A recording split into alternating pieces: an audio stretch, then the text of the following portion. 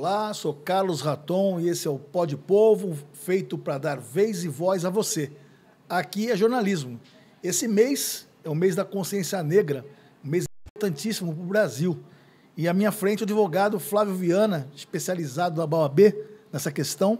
Obrigado pela participação, Flávio. É um prazer voltar aqui ao Diário do Litoral e sempre que possível estamos à disposição, tanto eu quanto a Ordem dos Advogados do Brasil, subsecção São Vicente. Obrigado. Flávio, dia 20 de novembro é comemorado o Dia da Consciência Negra, né? Não deveria ser comemorado todos os dias? Na verdade, a gente precisa de um mês, de uma data, de um marco, para relembrar as pessoas que o racismo não é um caso isolado, que a discriminação racial existe, que o povo preto precisa de políticas públicas diferenciadas para se equivaler à própria sociedade, para ter o seu espaço na sociedade brasileira. Ele precisa existir. E essa data vem para isso, para mostrar que existem juristas negros, advogados negros, artistas negros, atores, diretores de teatro, enfim, que precisamos de negros em todos os postos de poder para que esses postos representem o que é a sociedade brasileira. Nós estamos falando de 56% da população brasileira entre negros e pardos, segundo o IBGE. Tem razão. Eu vou citar uma situação, duas matérias que eu fiz aqui. Uma é do conselheiro e coordenador da Comissão de Políticas de Saúde de Santos, Silas da Silva, que sofreu racismo recentemente dentro do Conselho de Saúde. E a Latoya Cristina Ferraz, um pouco lá atrás, foi agredida após sofrer injúria racial dentro de uma galeria em Santos. O racismo ainda é forte aqui em Santos e é forte também na região? São Vicente também deve ser. Eu sou o presidente da Comissão de Igualdade Racial da OAB São Vicente.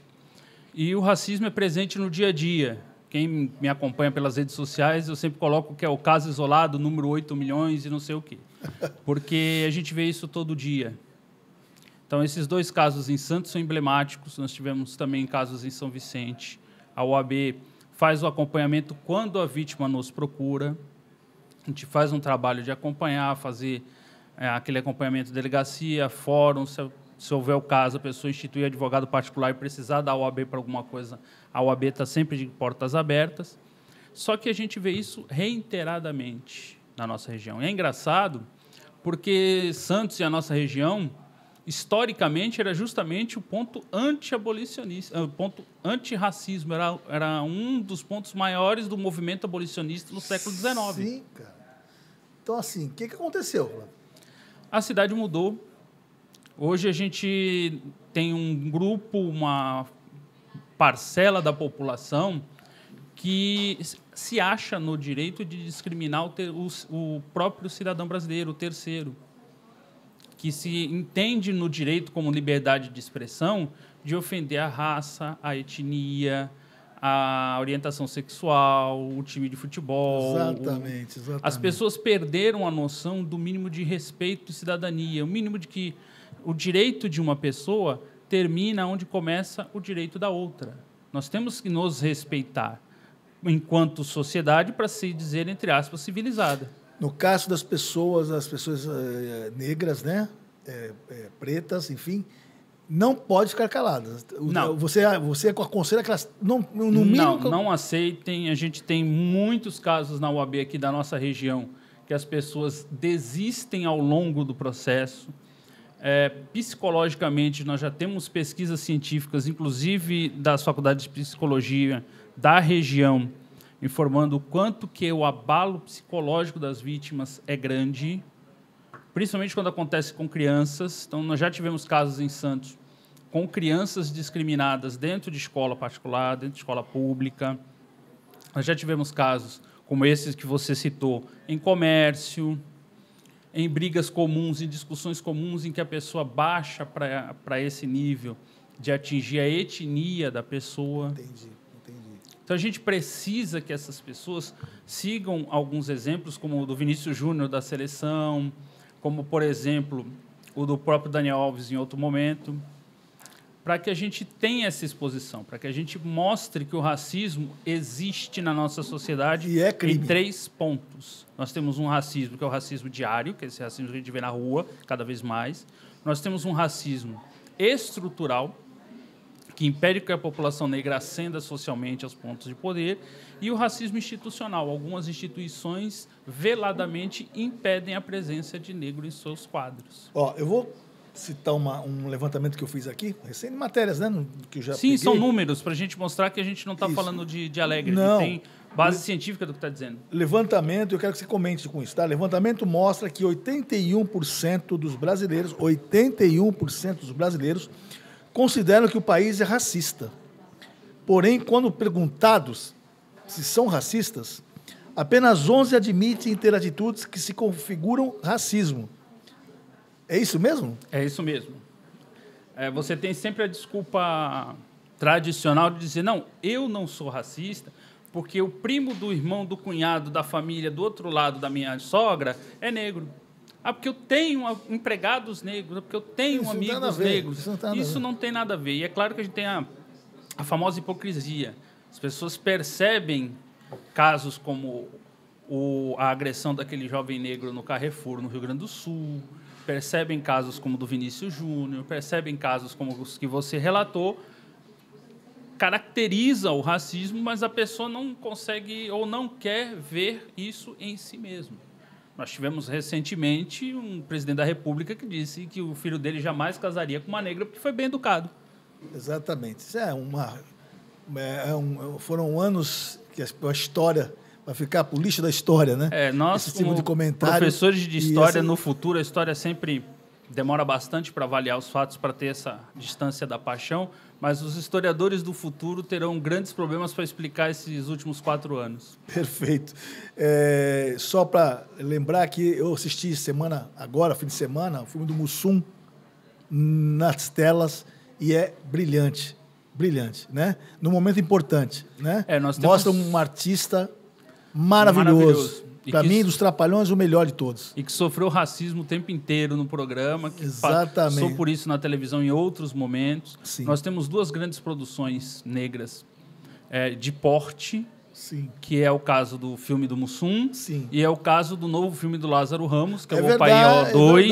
É verdade. Estou louco para assistir. Que são fantásticos, que vêm aí na esteira do que a gente já viu há algum tempo atrás, que é justamente mostrar esse racismo, mostrar essa situação e colocar o negro como protagonista da história. Se você entrevistar ou buscar na internet entrevistas de atores e atrizes famosas com um pouco mais de experiência, elas vão dizer que, olha, eu nunca fui protagonista de um filme porque não tinha, entre aspas, não tinha papel para mim. Exatamente. E olha, do Mussum eu assisti, é maravilhoso, eu recomendo que assistam, tá? O Opaió, vai 2, eu assisti o primeiro, maravilhoso, o 2 deve ser ainda melhor.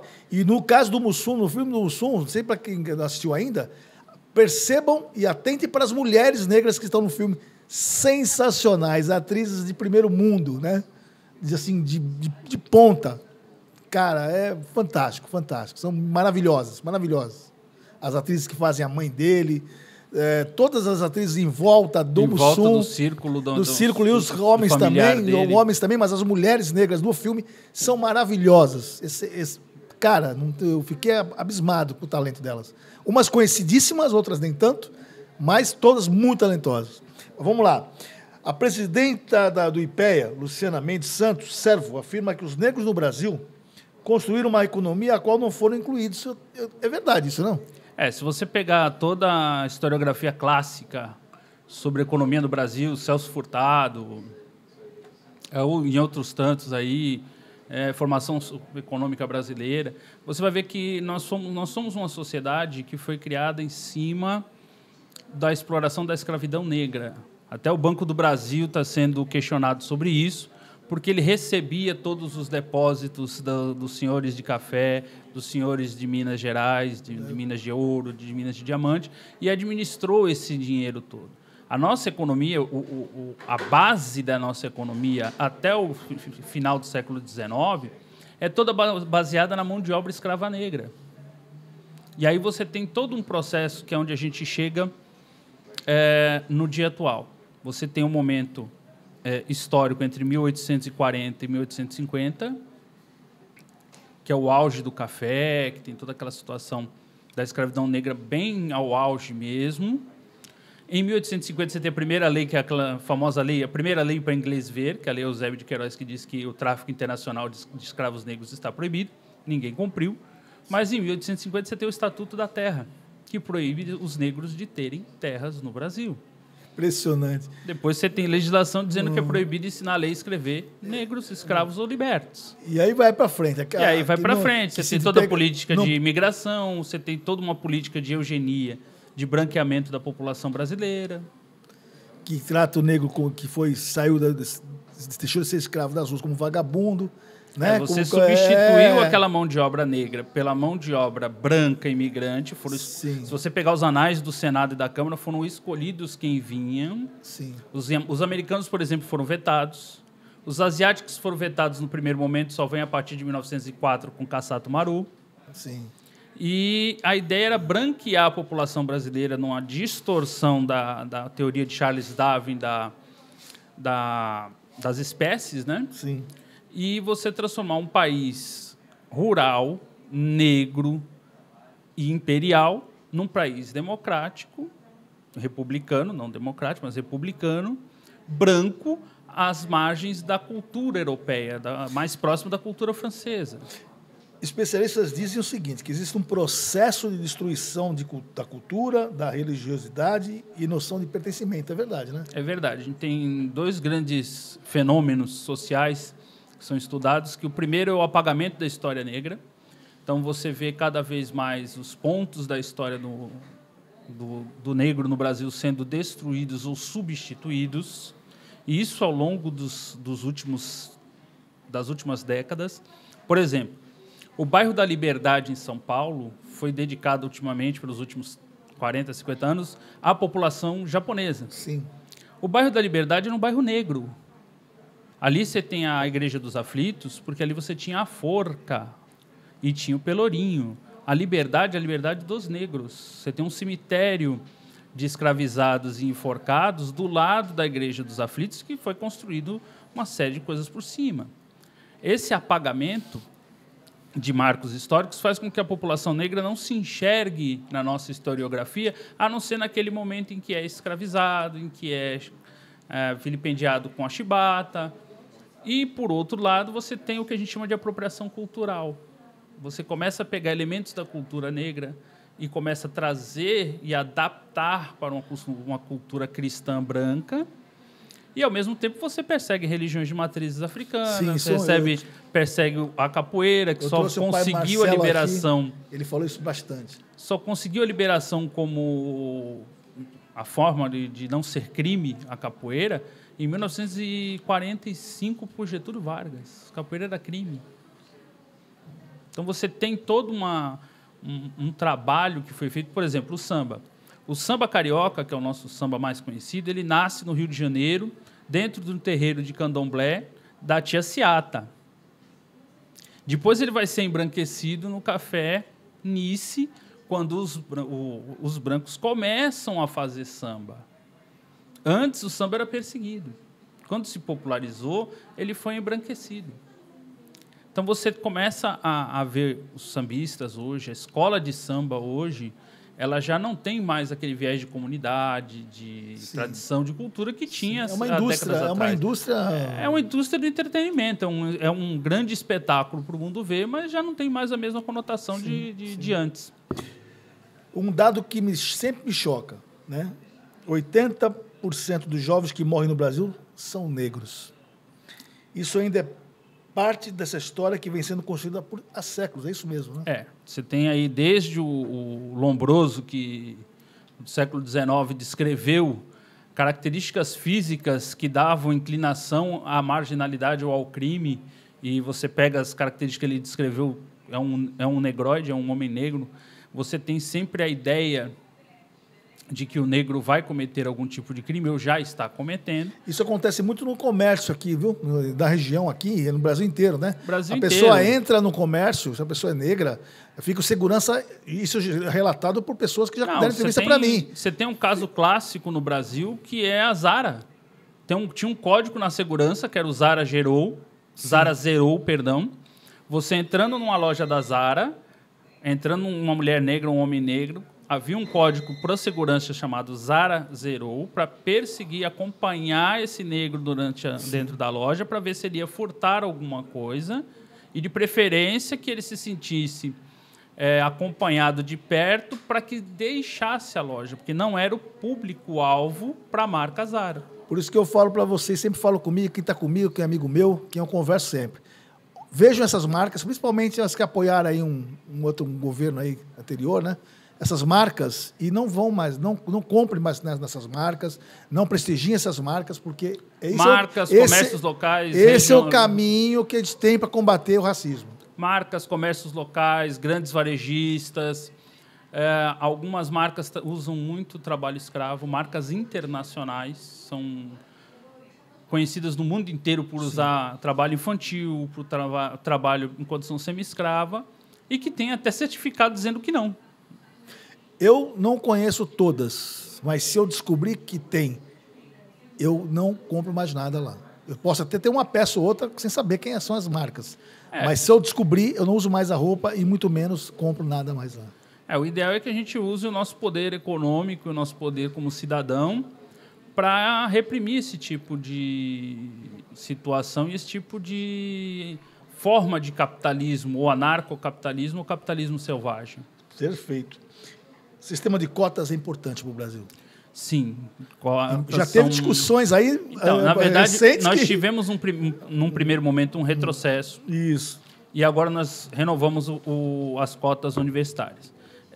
Cotas universitárias, cotas para concurso público, cotas em geral, elas são ações afirmativas.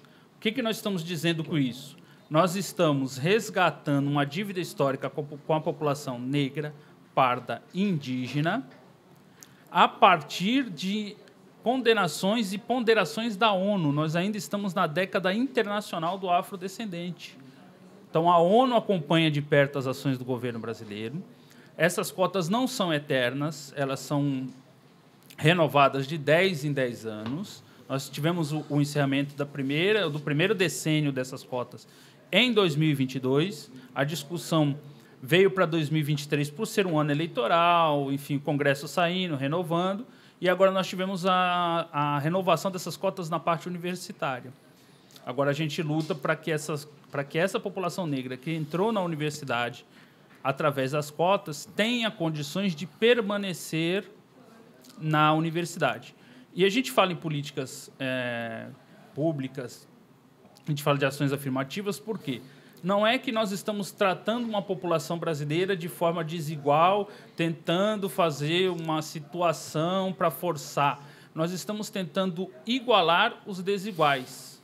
Um jovem negro, uma mulher negra, uma jovem negra já começa uma corrida contra uma pessoa branca que vem de escola particular com quilômetros de distância.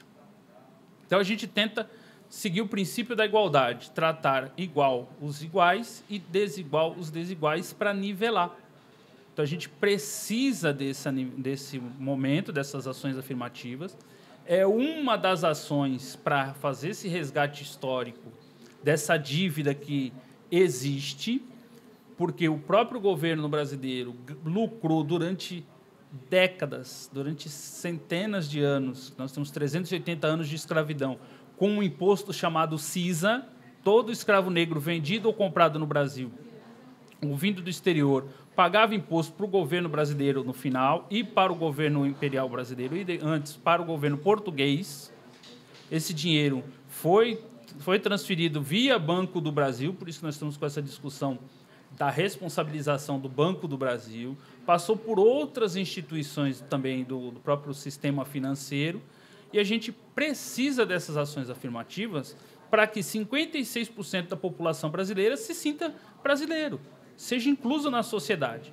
E quando você fala de genocídio negro, a gente vai ver que o alvo das ações violentas, das mortes violentas no Brasil, é a periferia, é o jovem negro e do sexo masculino.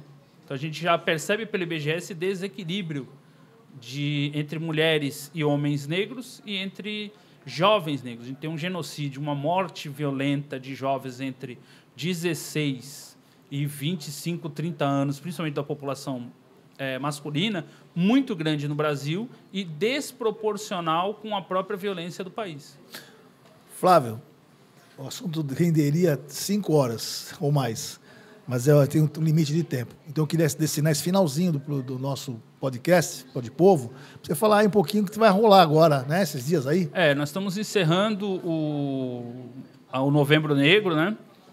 Nós ainda não temos as datas dos demais eventos da cidade de São Vicente, que era para esse feriado, por conta das ações meteorológicas, dos alertas, toda a programação foi cancelada, vai ser remarcada. Mas nós temos o evento da Ordem dos Advogados do Brasil, dia 24 de novembro, da 1 às 5 da tarde, lá na OAB, na José Gonçalves Paim, na OAB São Vicente, um evento só de consciência negra, com expositores, afroempreendedores da Baixada Santista. Então, a gente tem uma ampla programação com apresentação de afoxé, oficina de boneca Baioni, palestra com o psicólogo Felipe Galvão, palestra sobre religiões afro-brasileiras com o pai Cadu de Oxalá, e vai das 13 às 17 horas, entrada gratuita, estão todos convidados, prestigiem o nosso evento.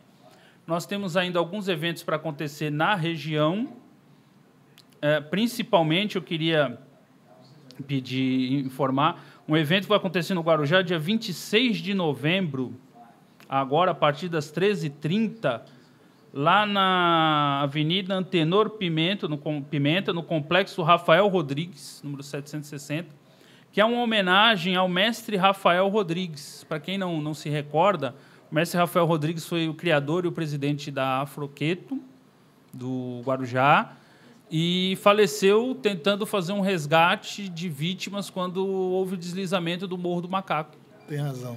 Era meu amigo pessoal, era um grande líder nosso aqui da igualdade racial na Baixada Santista, foi presidente do Conselho de Promoção da Igualdade Racial da cidade do Guarujá, uma figura incrível e que faleceu socorrendo pessoas.